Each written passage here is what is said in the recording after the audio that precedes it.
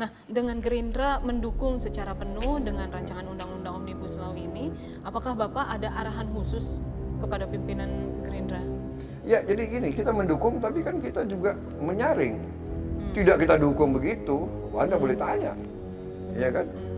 Jadi banyak sekali juga kita kurangi yang terlalu liberal. Pak, ya kita kan? lanjutkan kembali ya. Banyak yang beranggapan setelah masuk ke pemerintahan pada saat ini dan Bapak menjabat menjadi Menteri Pertahanan Republik Indonesia, kenapa tidak lantang lagi seperti dulu, Pak? Lantang kok.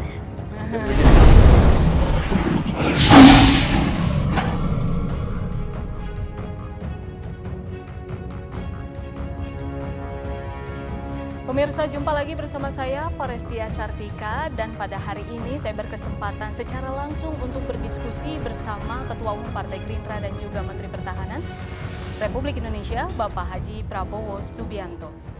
Apa kabar Bapak? Alhamdulillah sehat, alhamdulillah.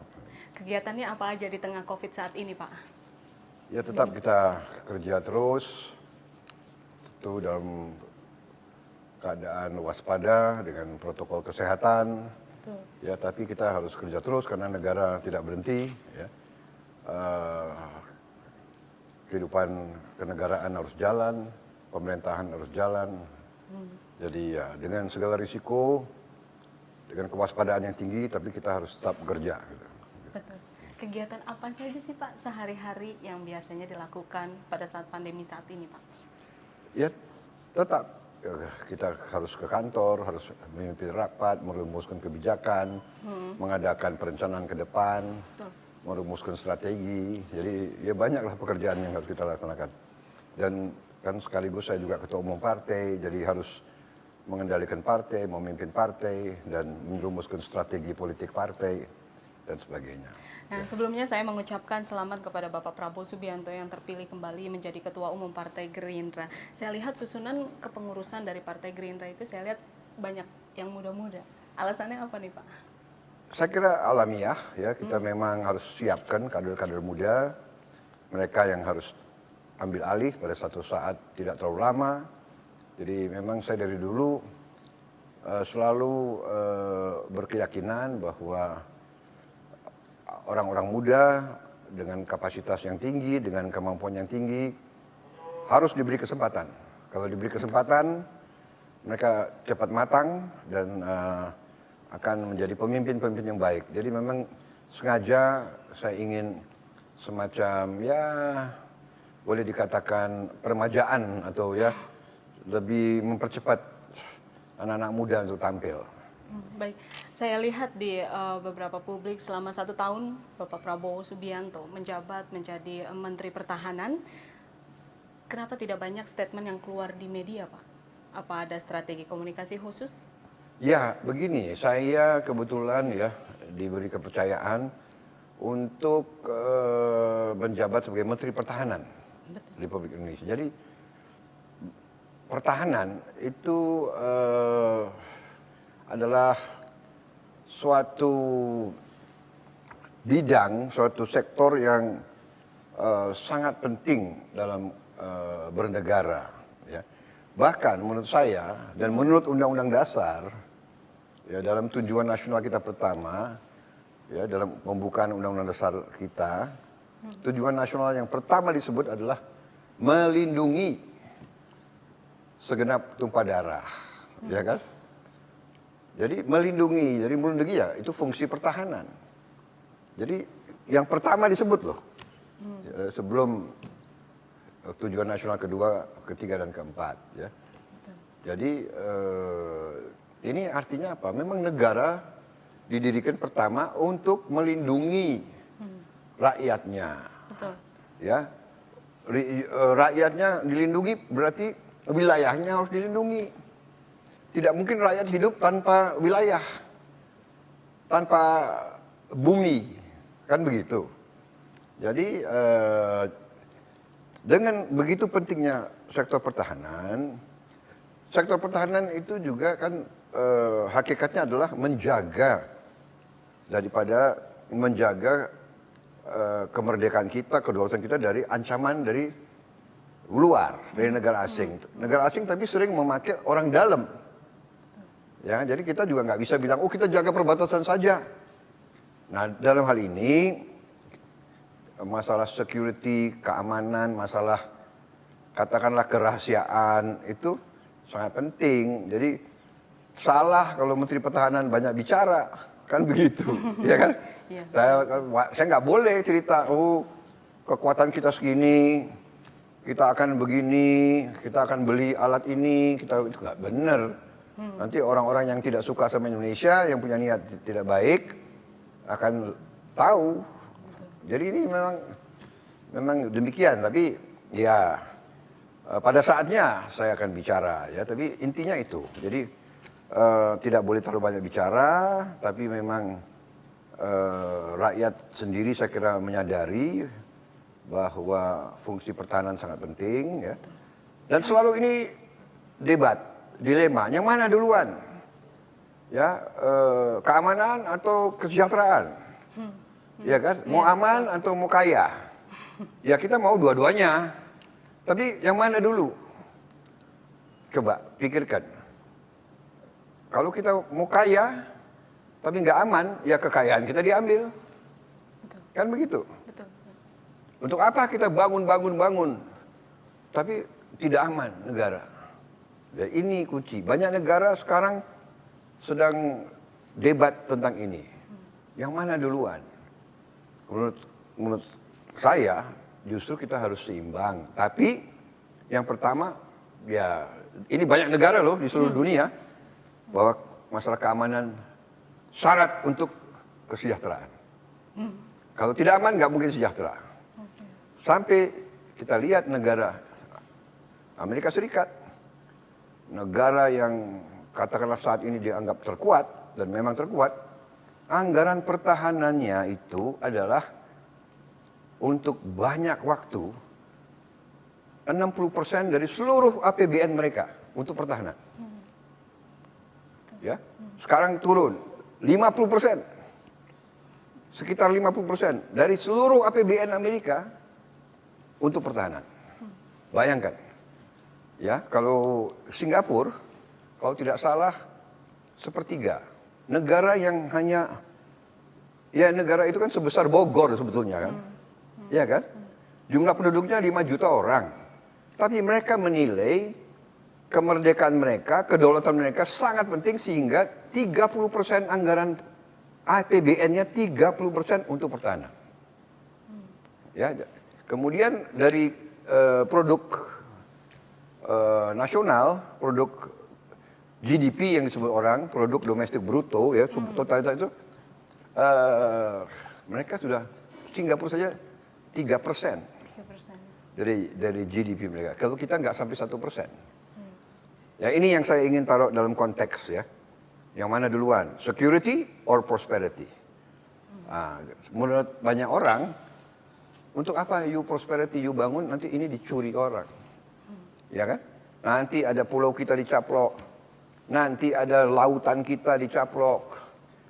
Kenapa? Di sekitar pulau itu banyak minyak, banyak gas. Di lautan itu banyak minyak. Ini kan dibutuhkan untuk kesejahteraan rakyat. Betul. Ya, jadi ini kadang-kadang sangat sulit karena banyak orang-orang pintar di Indonesia. Waduh, untuk apa pertahanan? Ya kan?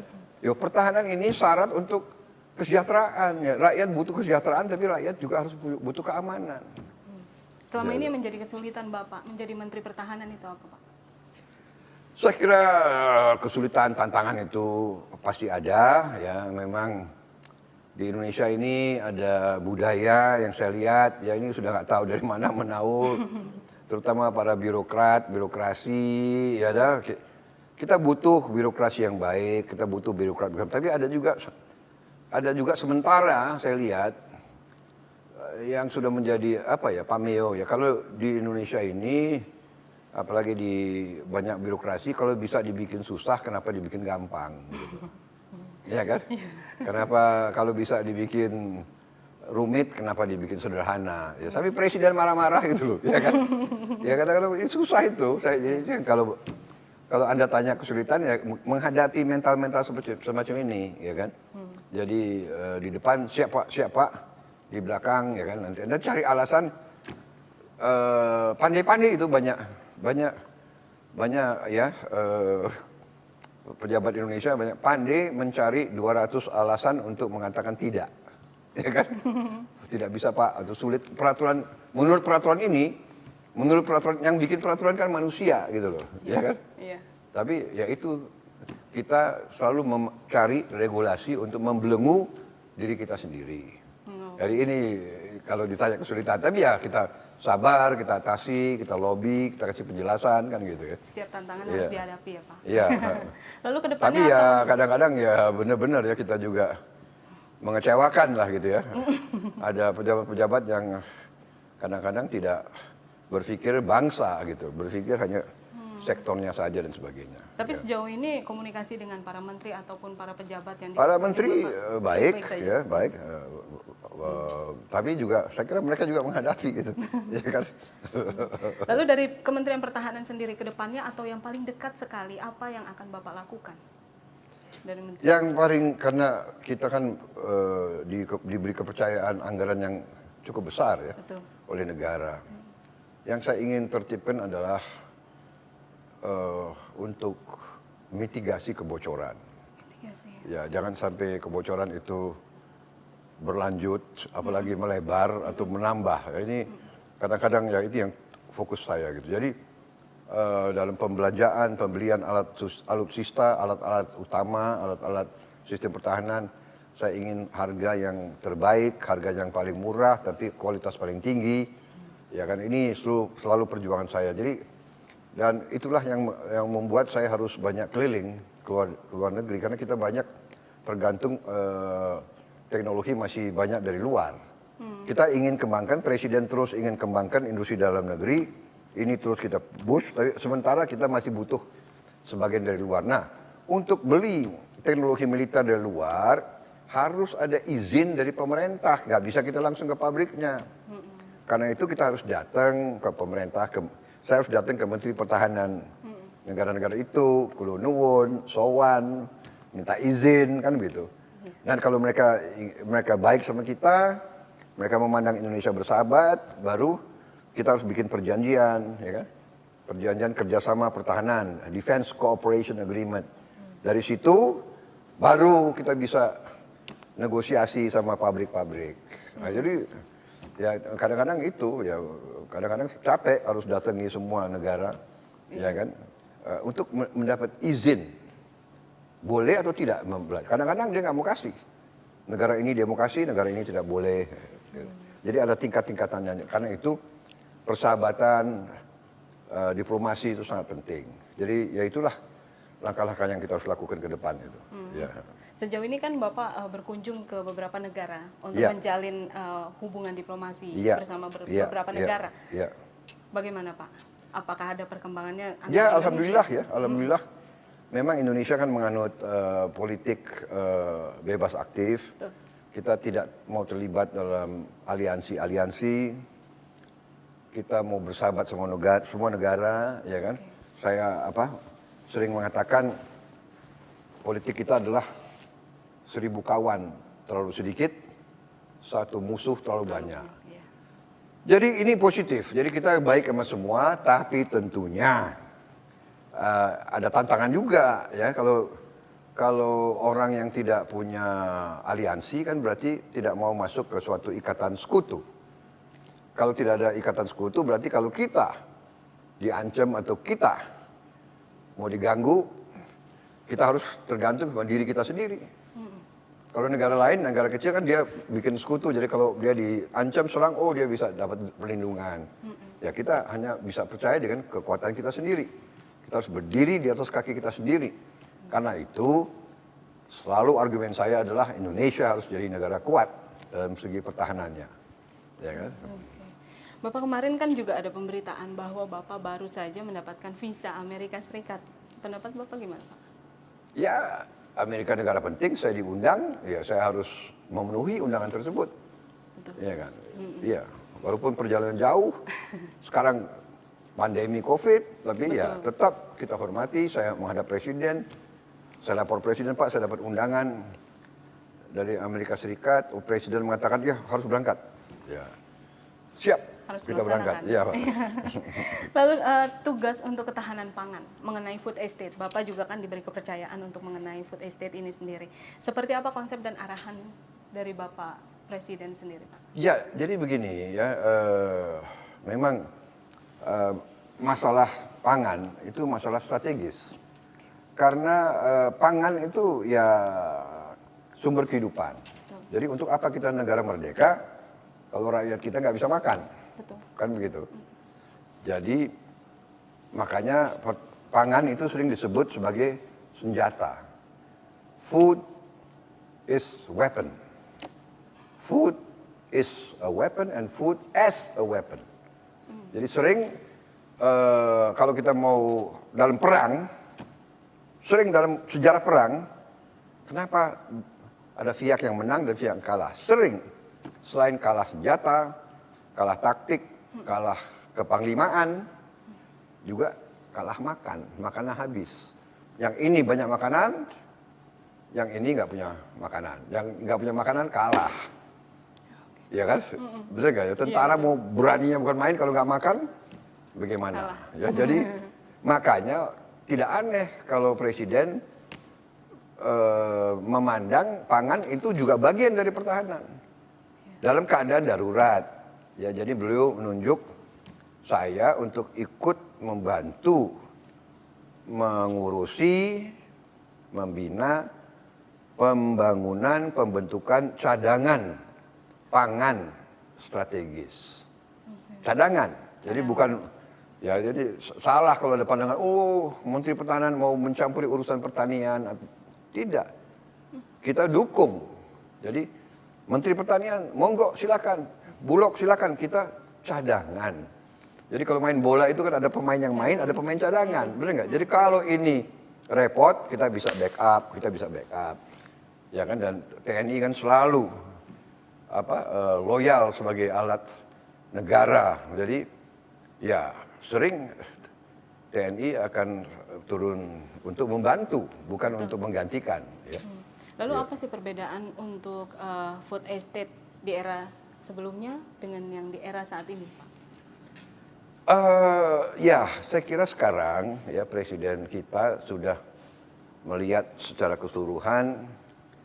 Beliau juga dapat katakanlah warning dari PBB, FAO bahwa tahun 21 ini cuaca mungkin tidak stabil, mungkin ada kemarau panjang, berarti bisa ada kelangkaan pangan di kawasan tertentu di Asia Tenggara. Untuk itu beliau sudah jauh ke depan ingin menyiapkan suatu cadangan pangan, dan tekniknya atau caranya adalah untuk membuat food estate, kawasan yang cukup besar supaya ada economy of scale, efisien, modern, teknologi di tempat-tempat yang sedikit penduduk, mungkin di bekas hutan-hutan yang rusak, kita rubah jadi kawasan produktif. Jadi ini saya kira arahnya itu. Sinergitas bersama para menteri yang lainnya juga. Oh iya, masalah Menteri ketahanan Pertanian, pangan juga. PUPR, ini yang di depan itu kan, PUPR, PSO dan sebagainya. Menteri LKH, ya Lingkungan Hidup dan Kehutanan, habis itu Menteri KKP, Kelautan, ini semua kita berpikir ke arah situ. Ya. Baik. Bapak, nanti kita akan lanjutkan kembali usai jeda berikut ini. Pemirsa, masih bersama saya Forestia Sartika bersama Bapak Haji Prabowo Subianto. Bapak, kalau ditanya, dikasih dua pilihan, kopi apa nasi goreng, Bapak pilih yang mana? Nasi goreng dulu baru minum kopi. Artinya pilih keduanya ya. Alasannya apa? Kenapa nasi goreng dulu? Nasi goreng saya dari kecil saya suka nasi goreng. Nasi goreng. Tapi saya kurangi sekarang. Saya mau ya kadang nggak terlalu sehat kalau terlalu banyak. Iya, betul sekali. Pak, kita lanjutkan kembali ya. Banyak yang beranggapan setelah masuk ke pemerintahan pada saat ini dan Bapak menjabat menjadi Menteri Pertahanan Republik Indonesia, kenapa tidak lantam lagi seperti dulu, Pak? Lantang, jadi begini, kita sebagai pemimpin, kita harus mengerti dan kita harus tahu, ya kan, peran apa di saat apa, dengan cara apa. Ya. Jadi itu kita harus pandai untuk memilih. Tetapi nilai-nilai tidak berubah, cita-cita tidak berubah. Ibarat, ya kan, tujuan kita mau dari Jakarta ke Surabaya. Kadang-kadang kita harus tentukan apakah saya lewat jalur utara atau lewat jalur selatan. Tapi ujungnya saya masih tetap mau ke Surabaya. Jadi nilai dan cita-cita tidak berubah. Ingin menegakkan suatu negara yang berdaulat, negara yang aman, negara yang adil, negara yang makmur. Itu tidak berubah. Ya. Tapi kita harus sekarang mengerti peran kita sebagai apa.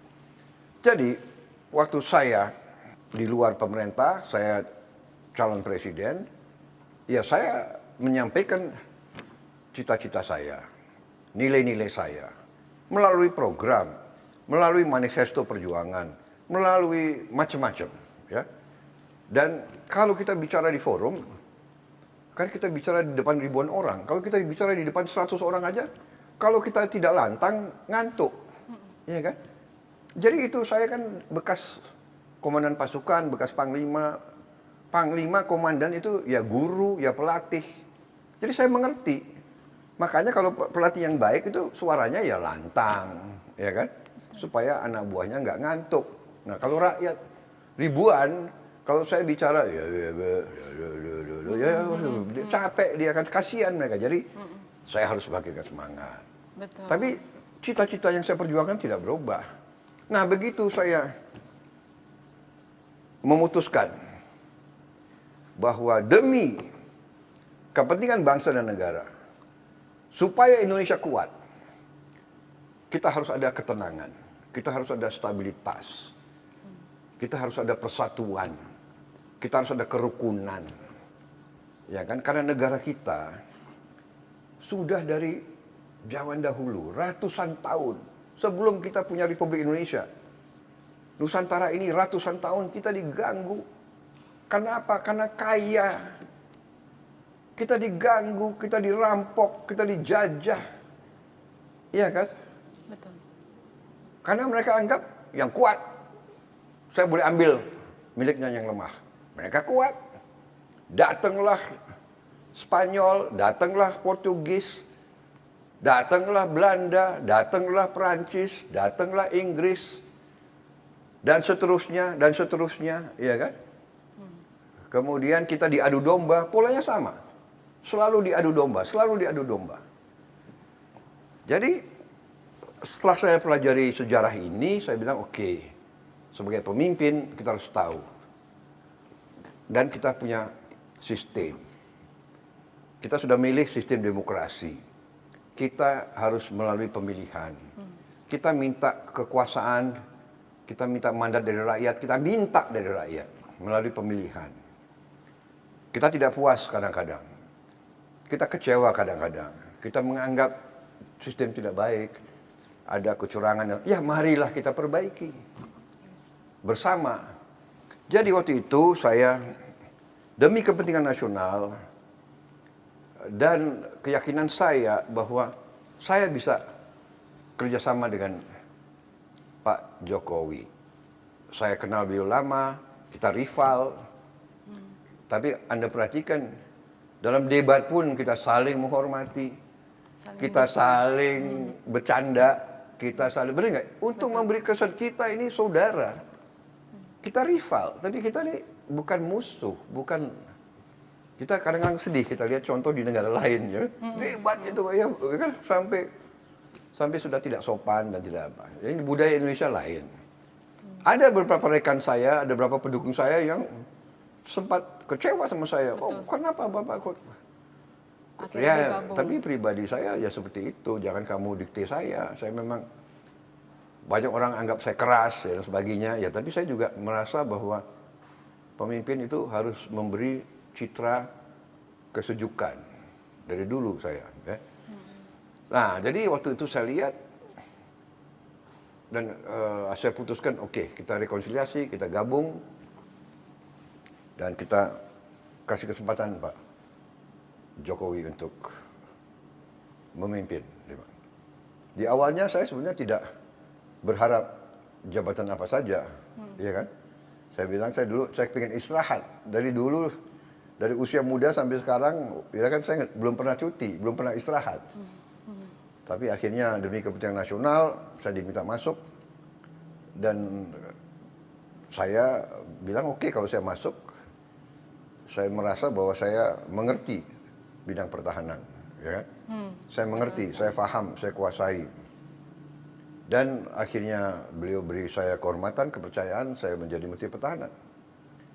Dan setelah saya masuk kabinet, saya lebih lihat bagaimana beliau kerja, dan saya yakin bahwa niat beliau baik. Saya bukan sok ngolor di sini atau apa, saya yakin beliau nasionalis, beliau mikirin rakyat, ya kan? Bahwa setiap pemimpin kadang-kadang ada, kalau istilah orang barat, bubble. Ya. Setiap pemimpin itu muncul, pasti ada bubble. Ada lingkaran, yang maksudnya melindungi. Tapi kadang-kadang melindungi, kadang-kadang juga, ya budaya orang Indonesia kan begitu kan. Nggak takut memberi laporan yang sebenarnya, ya kan. Kedua juga ada juga kadang-kadang yang, menurut saya sih, suka menggiring pemimpin untuk mengambil suatu keputusan, etc. begitu loh. Saya juga merasakan di lingkungan saya kan begitu. Ada orang yang ngaku, ini petunjuk Pak Prabowo Subianto, ya kan? Ini petunjuk Ketua Umum Gerindra, padahal tidak lewat saya. Kadang-kadang ngaku, ya, dan ada juga yang umpamanya dia sok menjadi filter gitu loh. Kadang-kadang ya kan surat-surat ke saya nggak disampaikan. Undangan saya diundang kemana nggak disampaikan. Jadi pihak yang undang kan banyak kecewa. Bilang, oh Prabowo nggak menghormati saya, Prabowo nggak menghargai saya. Padahal surat undangan itu nggak sampai. Nah ini kejadian ya. Ini saya dulu Panglima, saya habis itu Ketua Umum HKTI, saya juga pemimpin perusahaan, saya juga pengusaha, saya mimpin organisasi, sering terjadi begitu. Ya nanti di perusahaan saya itu ada kubu-kubu, ini 2-3 orang jadi satu kubu, ini 2, ya ini manusia, benar nggak? Di partai ada juga, si ini, si itu, nah, nanti yang ini mau masang orangnya, yang ini mau masang orangnya, kan begitu kan, nanti ini wah itu jadi, nah, habis itu selalu enggak ini sudah dari Pak Prabowo. Padahal enggak gitu loh, ya kan? Padahal nyatanya enggak. tidak sama Ya itu sekali. jadi dari zaman Pak Harto begitu kan gitu. Oke. Ya, pemerintah juga gitu. Dari zaman Bung Karno begitu. Saya kira dari zaman Gajah Mada begitu. Ya kan? Nah, jadi bagaimana kita sikapi ya itu. Tapi saya yakin niat presiden baik. Saya saksi. Beliau selalu mikirin rakyat. Jadi ini kadang-kadang yang salah persepsi gitu loh. Bahwa tentunya banyak lobby. Ya di Amerika Serikat juga banyak lobby, ya kan? Betul. Supaya dapat dukungan presiden untuk ini, untuk itu. Ya. Jadi inilah ya kita harus bekerja. Ya. Saya kadang-kadang ya itu. Tapi saya prinsip, kalau saya kepala pimpinan saya, dan sekarang beliau pemimpin saya di bidang pemerintahan, saya harus laporkan apa adanya. Apa adanya. Benar nggak? Ya sudah. Tapi yang kita lihat sekarang antara Bapak Jokowi, Bapak Presiden dengan Bapak Prabowo Subianto itu hubungannya sudah sangat erat. Dan lembaga survei juga berbicara mengenai Bapak Prabowo. Tanggapan Bapak seperti apa? Banyak lembaga survei yang malah justru sangat-sangat menyukai Bapak Prabowo Subianto pada saat ini yang bergabung di pemerintahan. Ya Tanggapannya begini gimana, ya, saya ini terus terang aja ya, saya ini selama ini saya fokusnya itu saya ingin bekerja dengan baik. Itu aja. Saya ingin bekerja dengan baik. Jadi saya tuh kadang-kadang ya tidak terlalu pelajari ya survei itu. Karena survei ini juga kadang-kadang menakutkan, benar nggak? Kalau kita dikasih angka baik hari ini, besok bisa enggak, kan begitu kan? Benar nggak? Ya, benar nggak? Iya. Jadi itu juga menjadi beban ya. Kemudian begini, kalau saya terus terang aja ya. Saya bukan mau sok merendah, tapi kita ini satu tim, kabinet itu satu tim, nggak ada orang yang bisa bekerja sendiri, nggak ada. Jadi saya juga bukan, sekali lagi bukan cari muka. Saya terus terang aja melihat banyak di kabinet ini yang hebat-hebat. Mereka profesional, mereka di bidangnya menguasai dan ya sudah gitu. Ibarat suatu orkestra, ada yang pemain apa itu? Biola ya, ada yang trompet, ada yang ya masa pemain viola dia juga mau main trompet, bener nggak? Kacau itu orkestra, bener nggak? Jadi this is a team. Jadi kadang-kadang siapa yang hari ini atau bulan ini prestasi terbaik, ini kan nggak bener. Sepak bola itu bener nggak? Sepak bola 11 orang harus kerjasama, bener nggak? Yang nge-kick gol apa dia sendiri? Kan bola dibawa dari belakang, kasih dia, ya kan? Digiring. Jadi saya agak was-was itu ya dengan lembaga survei. Malah justru was-was. Iya, jadi dan terus aja saya objektif, saya menilai rekan-rekan saya banyak juga yang terus aja ya, memang mereka yang terbaik di negara ini. Salah satu. Jadi seandainya pun umpamanya kemarin saya yang presiden, saya lihat kok ini juga saya akan milih juga gitu untuk kabinet saya, iya kan? Betul. Because when you're already there, kamu harus berbuat untuk negara, kamu harus berhasil, benar nggak? Untuk berhasil, kamu harus cari orang yang terbaik. Umpamanya kita bikin, saya selalu pakai analogi sepak bola, ya kan? Memang saya suka sepak bola, ya benar. Jadi kalau Anda mau tim sepak bola menang, you harus cari pemain terbaik. Siapa kiper yang terbaik cari, siapa striker. Kan begitu, you cari. Nah begitu dapat, wah menang. Masa kak, saya mau ponakan saya, padahal dia nggak bisa main bola, bener nggak? Ya, sama itu prinsipnya. Jadi saya lihat banyak yang dipilih Pak Jokowi itu memang kalau saya jadi presiden bahkan saya juga mau milih dia juga gitu loh, dalam hati gitu loh. Iya kan? Kita mengulang kembali bahwa Bapak mempunyai cita-cita yang sangat besar, yaitu rakyat dan rakyat, kesejahteraan rakyat, seluruhnya untuk rakyat gitu. Kalau kita melihat kemarin, Bapak pasti melihat kejadian kemarin mengenai RUU Cipta Kerja, kemarin para buruh mahasiswa turun ke jalan. Iya. Bagaimana tanggapan Bapak? Ya, jadi saya kira begini, ya, para pemimpin buruh, mereka punya kewajiban untuk membela kepentingan buruh. Dan kita menyadari sekarang bahwa negara dalam keadaan susah, ya.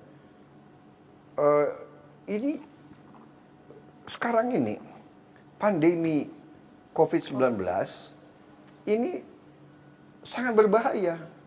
Ini wabah dunia.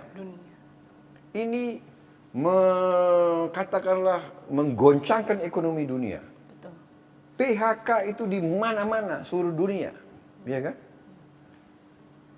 Jadi saya paham bahwa buruh merasa paling terkena dan mereka korban daripada ini semua. Tapi niat pimpinan, presiden, niat pemerintah justru ingin segera mengatasi ini. Ya. Dan untuk mengatasi ini dicarilah semua upaya dan kiat untuk mengurangi hambatan-hambatan yang bisa membuat lambat kebangkitan ekonomi. Ya kan? Dengan COVID-19 ini terjadi penurunan drastis di bidang pariwisata. Betul. Iya kan? Pariwisata. Berarti berapa karyawan hotel yang terancam atau sudah PHK dan di mana-mana tuh. Kemudian perusahaan-perusahaan jasa lainnya, jasa angkutan. Kemudian permintaan juga turun. Kemudian ini semua jadi satu, bukan hanya kepada kita. Negara lain sangat parah. Tapi memang buruh itu korban. Dan kita memahami ini. Ya kan, jadi ini kadang-kadang suatu dilema, ya kan, katakanlah buah si malakama. Kita mau bantu buruh sekarang dan semua yang sulit tidak hanya buruh, ada orang yang tidak di pabrik kerja, dia kerja seharian, tukang gunting rambut. Gunting rambut. Ada tukang kaki lima, soto, dan sebagainya. Ya kan? Dengan UMKM. COVID orang takut, banyak yang nggak belanja. Mereka bagaimana seharian? Siapa yang melindungi mereka? Semua terkena. Nah, presiden itu selalu membela rakyat kecil. Jadi kalau kita lihat stimulus, semua itu kan maksudnya itu.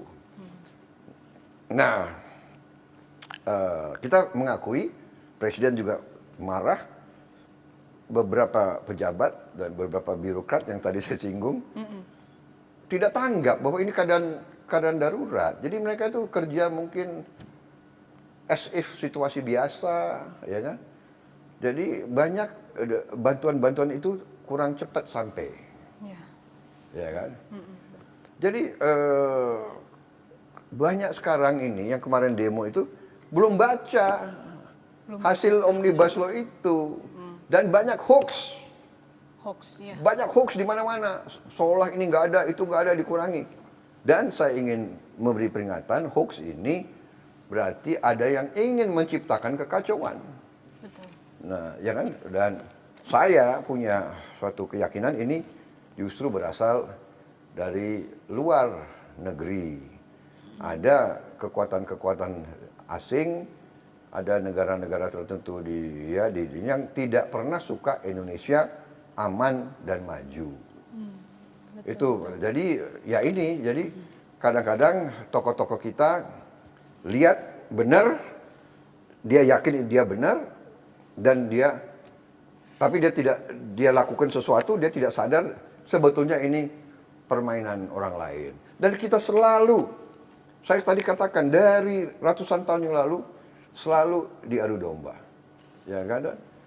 Undang-undang Cipta Kerja tidak hanya tentang itu, tapi beberapa 11 kalau ya, ada 11 klaster. Ya. Ada penyederhanaan perizinan tanah. Betul. Ada juga persyaratan investasi yang juga dimudahkan, ketenaga kerjaan, nah ini. Kemudahan dan pelindungan UMKM sekarang. Jadi koperasi cukup kalau tidak salah 9 orang. Dan tidak perlu ada izin, hanya pemberitahuan saja. Kemudian ada kemudahan berusaha, dukungan riset, inovasi, administrasi pemerintahan juga mau disederhanakan, pengenaan sanksi, pengendalian lahan, kemudahan proyek-proyek pemerintah, dibentuk kawasan-kawasan ekonomi khusus. Jadi banyak sekali yang mau dirapihkan, disederhanakan, birokrasi dipangkas supaya timbul pertumbuhan. Ya. Betul. Tanpa pertumbuhan tidak mungkin ada perbaikan kehidupan ekonomi. Betul. Dan dengan demikian kehidupan buruh akan tambah parah. Jadi memang kita paham, saya paham kesulitan buruh. Saya dari dulu berjuang untuk buruh. Betul. Ya, Gerindra itu partai selalu membela buruh. Tanya ada semua pemimpinnya di pihak siapa kita. Dan waktu Omnibus Law ini dibahas di pemerintah, di DPR, Partai Gerindra juga yang paling keras membela kepentingan semua, buruh, tani, nelayan, dan sebagainya. Dan dengan sungguh-sungguh ada buktinya, ada rekamannya semua. Mungkin fraksi Gerindra yang paling banyak ketemu dengan tokoh-tokoh buruh dan sebagainya. Betul. Dan bisa dikatakan dari permintaan tuntutan buruh 80% sudah diakomodasi di dalam Omnibus Law ini, Undang-Undang Cipta Kerja ini. 80%. 80%. Ya, kita tidak bisa 100%. Ya, namanya politik negara, kadang-kadang kita harus mengerti, kita ada kebutuhan ini, kebutuhan itu, ada keperluan, ya kan? Kita butuh investasi dari mana-mana. Dan kita harus tahu di zaman sekarang, di era global ini, perusahaan itu gampang dia pindah. Pabrik-pabrik sudah diasuransi. Jadi kalau mau mogok, mau dibakar, mau diduduki, si pengusaha tinggalkan aja. Pabriknya sudah diasuransi kok. Mana dia mungkin untung. Pabriknya aja disuruh bakar atau suruh apa, dia pindah. Modalnya pindah, transfer pakai digital, modalnya sudah pindah ke Vietnam, pindah ke Kamboja, pindah ke Thailand, pindah ke India, pindah ke Bangladesh. Jadi sekarang ini, saya tahu ini buah si Malcolm dilema. Jadi pemimpin buruh ini dilema. Dia mau bela buruhnya, tapi kalau dia terlalu kencang, si pengusaha pindah. Jangan, tidak hanya pengusaha asing, pengusaha Indonesia pun pindah. Sekarang sudah ada pengusaha-pengusaha Indonesia yang ada di India, yang buka pabrik di Nigeria, yang ada di Mesir. Jadi ini dunia ini sudah semakin kecil. Modal itu cepat pindah. Nah ini yang harus disadari oleh teman-teman, kawan-kawan buruh. Jangan emosional, jangan cepat marah, jangan ya kan? Anarkis. Jangan mudah untuk mau bikin aksi massa sehingga munculnya adalah vandalisme. Vandalisme, betul. Iya kan? Nah, kalau nanti yang dibakar sarana umum, iya. itu kan dibangun dengan uang rakyat. Betul, betul. Untuk kepentingan rakyat dibakar. Jadi coba itu anak-anak itu pikirkan. Saya nggak yakin ya itu dari para mahasiswa atau para pemuda. Ini pasti ada Yang mengakomodir. ada dalangnya. Ini pasti anasir-anasir ini. Ya kan? Ini pasti anasir juga yang dibiayai oleh asing. Nggak mungkin seorang patriot mau bakar milik rakyat. Betul. Kalau mau demo silakan. Demokrasi itu boleh demo. Bawa ini jalan, bawa demo. Dibuka. Masa bakar milik rakyat, ya kan? Benar nggak? Jadi kalau sudah begitu kita sangat-sangat waspada. Ya, jadi ini sikap saya. Dan 80% sudah tercapai. Ya kan 10% lagi, 20% lagi kan masih bisa diperjuangkan. Masih banyak cara, ya kan? Betul. Ada judicial review ke MK, ada lagi negosiasi sama pengusaha-pengusaha. Ya. Kalau mau 100%, kalau tidak, ya kan ini kan tidak bijak. Betul Ya, sekali. jadi itu himbauan saya kepada teman-teman. Kita mengerti ini kesulitan kita bersama. Ya kan? Kita harus atasi COVID-19 dulu. Masa menganjurkan anak-anak muda itu untuk demo, berjalan, ya. saya lihat banyak nggak pakai masker, Ya, dan kalau pakai masker pun kan nanti kebersentuhan dan kawannya terlalu dekat. Ini kan sebetulnya ya Anda mencelakakan Diri sendiri. anak-anak kita, benar nggak? Betul sekali. Ini yang dalang ini tidak bertanggung jawab sama sekali. Saya sangat prihatin, ya kan? Ini kan lagi COVID. Cobalah kita sabar, kita atasi dulu, kita perbaiki, ya kan? Kita coba kalau nanti undang-undang ini tidak bagus, kalau pelaksanaannya tidak baik, ya bawalah ke judicial review, bawa ke Mahkamah Konstitusi. Betul. Sudah berkali-kali kok dalam sejarah terjadi, ya kan? Betul sekali. Jadi marilah kita berpikir dengan tenang, ya, dengan sehat, dengan kekeluargaan. Tapi saya lihat sebetulnya sebagian besar pendemo itu juga masih baik gitu. Kemarin saya juga agak terperangkap dengan masa Kerumunan massa, iya, ya. tapi mereka buka jalan, ya masih banyak yang apa itu? Masih bisa Iya, jalan lalu lalang. Iya, dada ke betul. saya, jadi iya kan, mungkin dia lihat mobil saya, ya kan, bahkan anak-anak itu ada juga yang hormat, jadi Ada juga yang saya hormat. kira mereka itu niatnya baik itu anak-anak tuh ya, tapi ada yang panas-panasin ya. Betul sekali. Nah, dengan Gerindra mendukung secara penuh dengan rancangan Undang-Undang Omnibus Law ini, apakah Bapak ada arahan khusus kepada pimpinan Gerindra? Ya, jadi gini, kita mendukung, tapi kan kita juga menyaring. Tidak kita dukung begitu, Anda boleh tanya, ya kan? Jadi banyak sekali juga kita kurangi yang terlalu liberal, ya kan? Jadi memang banyak kalangan kita juga yang masih gandrung dengan liberalisme gitu loh, ya. Disangka tiap kesulitan diatasi dengan liberal, tiap itu liberal, ya kan? Ya, saya agak berbeda dengan itu. Ya, kita tidak perlu terlalu, ya kan, liberalistis, ya kan? Kita juga perlu pemerintah yang arahkan, yang driven gitu loh. Ya. Betul sekali. Kita punya kekuatan kok, negara kita sangat kuat, tapi memang kita punya kelemahan juga, ya kan? Nah ini kita tutup kelemahan kita, baru kita nanti bangkit. Baik Bapak, kita akan komersial break berikut ini. Ya pemirsa, kita masih bersama Bapak Haji Prabowo Subianto. Bapak, kita kan tadi sudah membahas mengenai rancangan undang-undang Omnibus Law Cipta Kerja yang 11 klaster tadi. Sudah jadi undang-undang sebetulnya. Sudah jadi Iya, undang-undang, iya. iya, betul sekali. Nah, terkait undang-undang Cipta Kerja khususnya di klaster ketenaga kerjaan, terdapat 12 poin penolakan dari para buruh, salah satunya tentang isu upah minimum. Bagaimana tanggapan Bapak itu? Ya kan ada hoax bahwa upah minimum dihapus, itu dibaca dong, ya kan tidak seperti itu, Betul, ya kan? betul. Jadi dibaca telitinya itu. Jadi ada memang tentang pesangon, ya kan? Tapi pelaksananya juga nanti kan bisa dinego dengan perusahaan-perusahaan itu, ya kan? Jadi itu semua bisa diatasi, jadi tidak apa ya mutlak harus ditolak atau harus diterima, kan itu bisa di pelaksanaan juga sering dinego sama pengusaha-pengusaha itu. Jadi kalau perusahaan itu tidak sanggup, dia mintanya umpamanya 32 kali atau 35 kali mintanya di situ. Nanti pengusaha bilang nggak bisa. Ya ambil aja perusahaan saya. Yang saya sebutkan, ya ambil aja perusahaan saya. Saya udah diasuransi kok. Ambil aja alat-alat itu. Saya pindah aja. Kan saya nggak mampu. Kondisi ekonomi ini kayak begini. Akhirnya kan banyak juga, ya oke lah, nggak sampai 32, nggak menerima berapa saja pesangon yang bisa dikasih. Nah ini yang kita maksud. Pemerintah itu sudah mau lindungi buruh, ya kan? Kita butuh dulu suatu iklim, ya. Memang kita mengerti, tapi saya yakin pemerintah dan apalagi presiden yakin sedang mencari bentuk bagaimana kita beri bantuan langsung. Sudah ada banyak upaya kita, ya, sudah banyak sekali.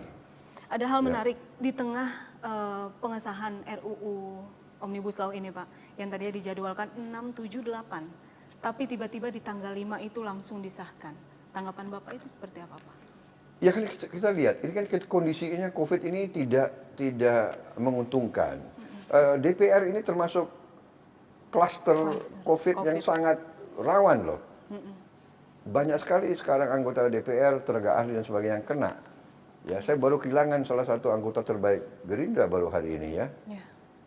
Pak Supriyatno. Jadi saya katakan ini kan juga ada pertimbangan supaya cepat reses, supaya bisa cepat tidak kumpul-kumpul terlalu banyak, undang-undang harus dijalankan, proses konstitusi harus dijalankan. Tapi kalau semakin lama terus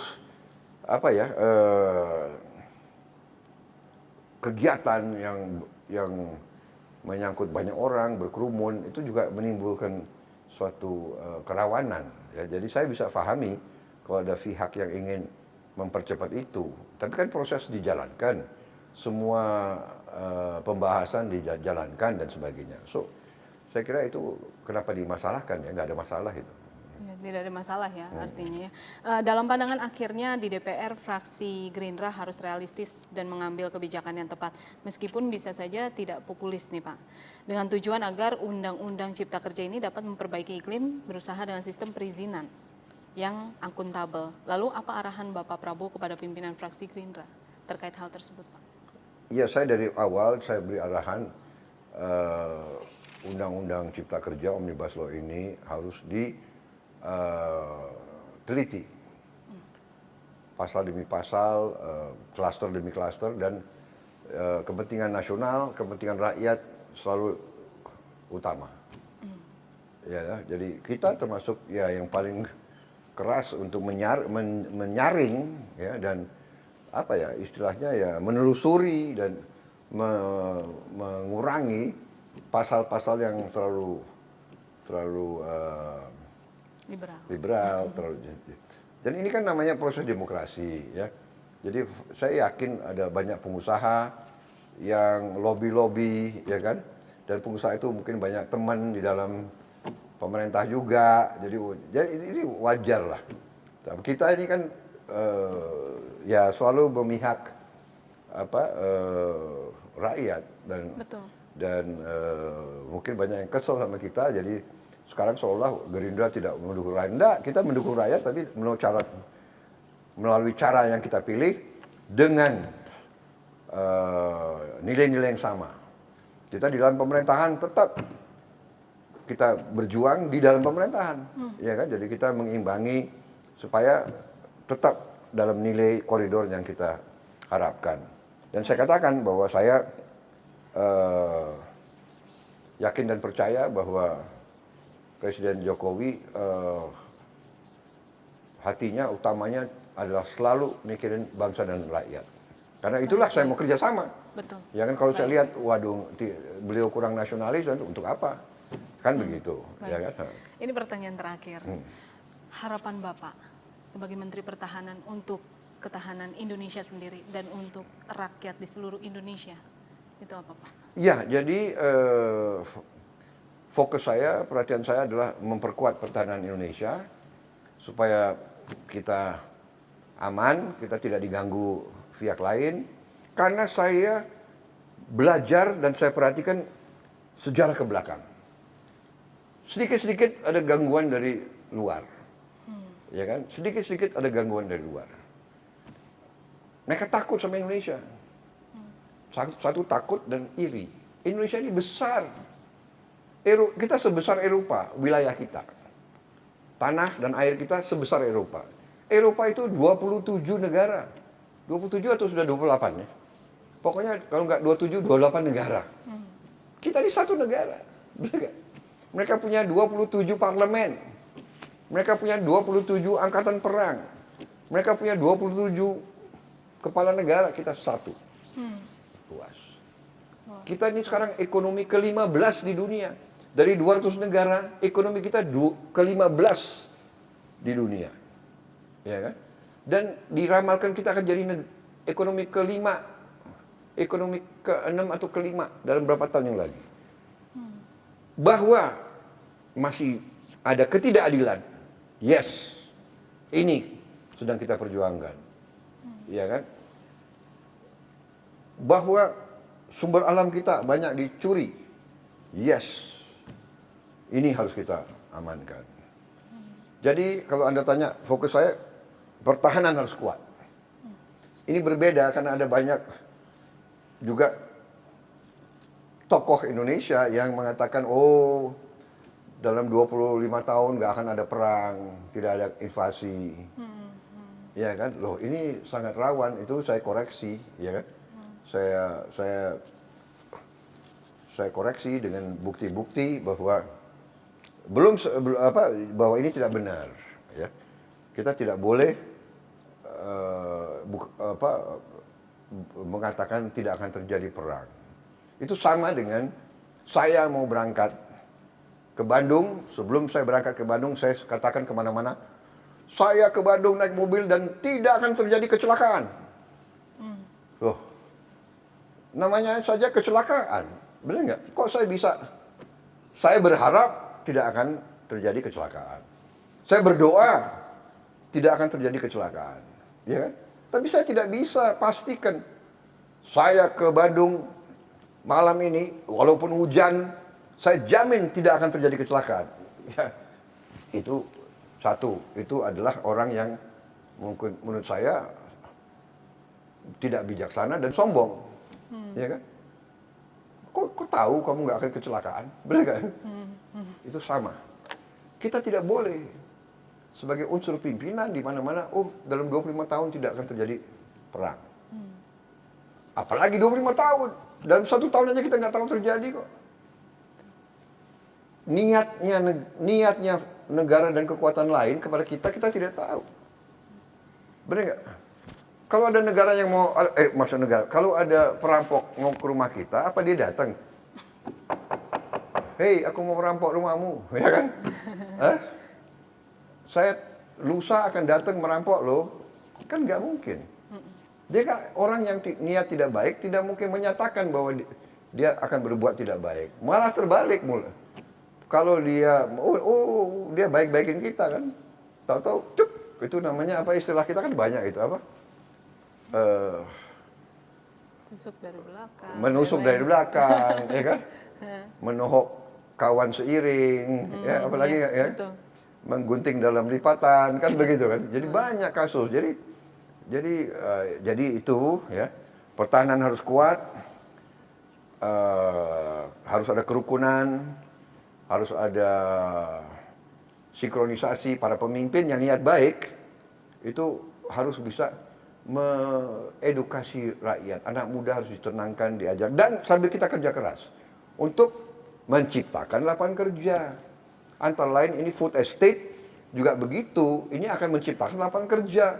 Kita buka lahan-lahan yang banyak, 1 juta hektar, 2 juta hektar, 3 juta hektar, 10 juta hektar.